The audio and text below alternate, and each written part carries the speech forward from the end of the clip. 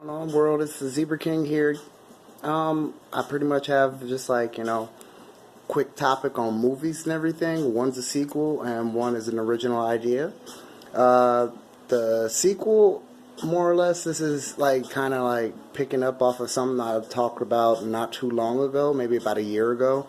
It didn't really catch on, but I'm okay with that. If the idea gets stolen, I'm not tripping. I'd like to change the world without having credit for it. Great ideas get people killed sometimes. But anyway, I'm going to go ahead and throw it out there. If you'd like to have it, go for it. I'm not tripping. Anyway, the sequel idea is very simple. It's for Bebe's Kids too. Basically, the movie the premise for the movie is like you open up the same way the first one was. In the first one, it was at a funeral home. Well, we're going to open it up at a funeral again. But this time, instead of Robin Harris going around and whatnot, we got the kids, Bebe's kids and Leon. We got Khalil, LaShawn, and Pee Wee. But everybody's like in their 20s and 30s now. They all have their own kids and whatnot. So let's just go ahead and throw like another 4 kids in there. Yeah, boom. Anyway, the way the movie goes, it should be pretty much like this. Everybody's at Robin's funeral now. And the kids are all together. They haven't really seen each other in a while. And they're all basically telling stories on how Robin made them better people. How Robin basically was the father they never had. And throughout the movie, it's just going to be like 4 small stories. It's going to focus basically, on each of the kids as they were children and come back to like, them being adults. Basically, it goes like, you'll go through Khalil's story, LaShawn, Pee Wee, and Leon. Now, the thing about Pee Wee's kid, I feel that Pee Wee's kid should literally look just like Pee Wee and sound like Pee Wee did when he was, a kid.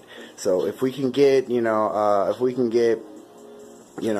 was it? Not Busy Bone. Same guy that played, the same guy that played Pee Wee's voice in Bebe's Kids. We got to get him again. It's not. I really keep thinking of Busy Bone, but that is not his name. Anyway. I believe that the Bebe's Kids 2 movie, you should probably have Faison Love reprise the role for Robin. He still should be in the movie, of course. He's helped these kids out, whatnot. But I think it would be a really good film. It could somewhat be a family film. It's still a comedy. But, it would be a great black comedy. And honestly, if you could do the writing for it, you could basically, you could, I don't know if you can make it better than the original, but it's something that I feel is kind of needed today. We got a lot of people out there that are nostalgic about so much, and the 90s are making a comeback in ways that, I just didn't think they could. And this was definitely something from the 90s that we could definitely, really love and really benefit from. Now, the second movie, that's a little bit different. I feel like this is more of an original idea. Well, it is because I created it in my own mind and whatnot. Now, I don't have a script for it or anything like that. I mean, I guess I could come up with a small screenplay. But like I said, these are just ideas I have. And I honestly, I'm not passionate enough about it to actually go through and write it. I mean, I could, but I'm already writing, 4 books all at once. So good luck if you ever really, expecting me to put out some type of movie or anything like that. I'm still trying to get my own stuff off. But anyway, the second movie, I have, kind of like, I've been titling in my head, Christ Almighty.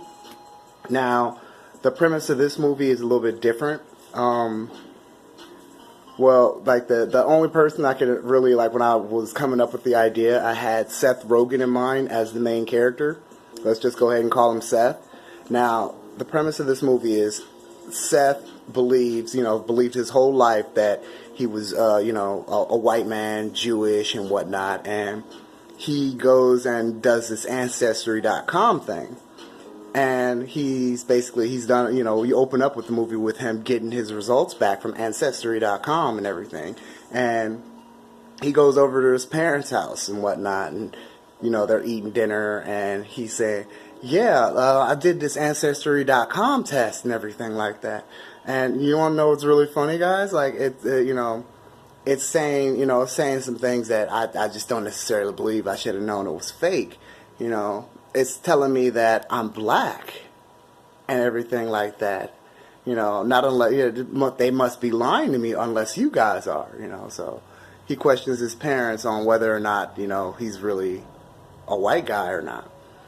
And his mother reveals to him that he's more than half black and everything. He's still Jewish, but he's black. And this just completely shatters Seth. And he kind of goes on this small quest on basically. Seth Rogen, he basically figures out that, his mom lets him know he's half black.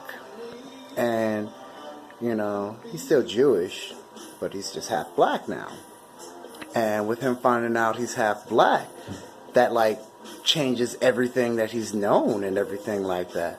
I mean, even though he's, half Jewish, he's still, kind of regarded as a Christian in the story. Because, the way I had it, envisioned, he was basically a saved Christian man. Kind of like why the story is called Christ Almighty.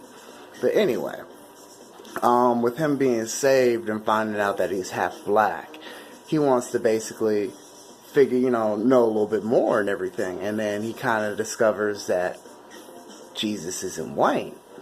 So now he has this issue with Jesus. And he goes on this quest to basically, get his soul back from white Jesus. Now, this is kind of why, like I said, why it's called Christ Almighty. Seth Rogen goes on a quest to get his soul back from white Jesus. He ends up meeting black Jesus.